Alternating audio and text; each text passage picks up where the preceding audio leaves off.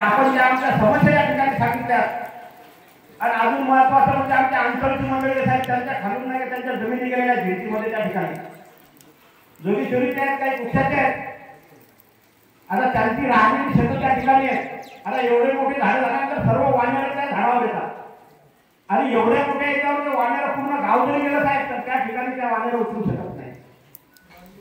आणि त्यात रानडुकरं झालेले त्या सायाळ पक्षी झालेले त्या सायाळ पक्षी त्या ठिकाणी एकूण राहिले भोकाडं पाडून राहिले. त्याला उन्हाळ्यामध्ये रोही त्या ठिकाणी राहतात आणि आता जर त्या ठिकाणी माणूस गेलो तर एवढं किरण वातावरण आहे की एकटा माणूस त्या ठिकाणी राहू शकत नाही.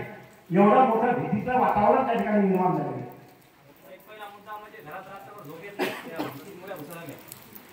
बरोबर आहे. ते झाडं वाढल्यामुळे भुसा काढल्यामुळे आणि अजूनही आपण झाडं साहेब तोडा लागले परंतु आपण वरूनच तोडून राहिले. त्याच्यावर काहीतरी कायम स्वरूपी आपण त्याच्यावर इलाज करा जेणेकरून झाडं वाढणार नाही.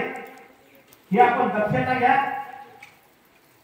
हे जे आता आमचे मुद्दे सांगितले हेच मुद्दे आहेत साहेब